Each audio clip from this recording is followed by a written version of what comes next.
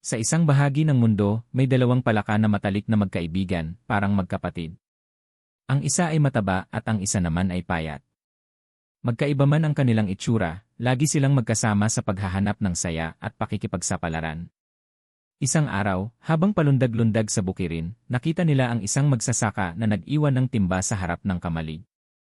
Dahil sa kanilang likas na kuryosidad, nilapitan nila ito upang silipin kung ano ang laman.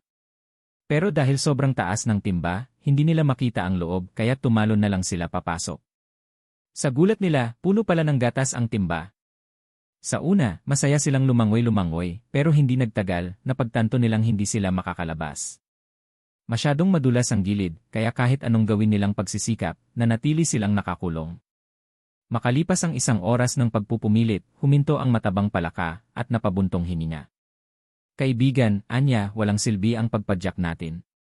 Malulunod din tayo sa huli. Walang tutulong sa atin. Wala tayong pag-asa. Ngunit tumanggi ang payat na palaka na sumuko. Huwag kang bibitiw, kapatid. Hanggat hindi tayo humihinto, hindi tayo lulubog. Kailangan nating lumaban.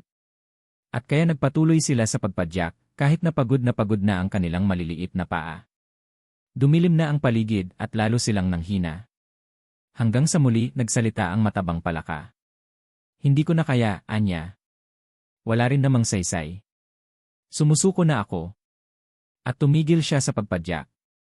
Dahan-dahan siyang lumubog sa gatas at nalunod. Labis na nagdalamhati ang payat na palaka. Nawalan siya ng pinakamatalik niyang kaibigan. Napaluha siya pero imbes na huminto, lalo pa siyang nagpursige. Nagpatuloy siya sa pagpadyak kahit na nanghihina na ang kanyang katawan. Gabi na pero hindi siya tumigil. Hanggang sa bandang hating gabi, may napansin siyang kakaiba, ang gatas ay naging mantikilya na. Dahil dito, nagawa niyang tumalon palabas ng timba at nakaligtas.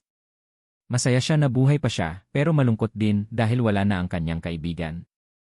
Alam niyang wala na siyang magagawa sapagkat minsang sumuko ang isang nilalang, wala nang makapagliligtas sa kanya. Paglipas ng maraming taon, nagkapamilya siya at nagkaroon ng maraming anak. Bilang alaala sa kanyang matalik na kaibigan, pinangalanan niya ang lahat ng kanyang anak sa pangalan ng matabang palaka. Gabi-gabi, ikinukwento niya ang istorya ng kaibigang sumuko upang hindi ito gawin ng kanyang mga anak. Mahirap ang buhay, wika niya, ngunit kailangan mong maging mas matatag at matalino. Maging mapagpasalamat sa kung anong meron ka, at huwag kailanman sumuko, sapagkat hanggat lumalaban ka, hinding-hindi ka matatalo. Maraming salamat sa panonood. Kung nagustuhan mo ang kwentong ito at may natutunan ka, huwag kalimutang i-like, i-share, at mag-subscribe sa channel para sa mas marami pang nakaka-inspire na kwento.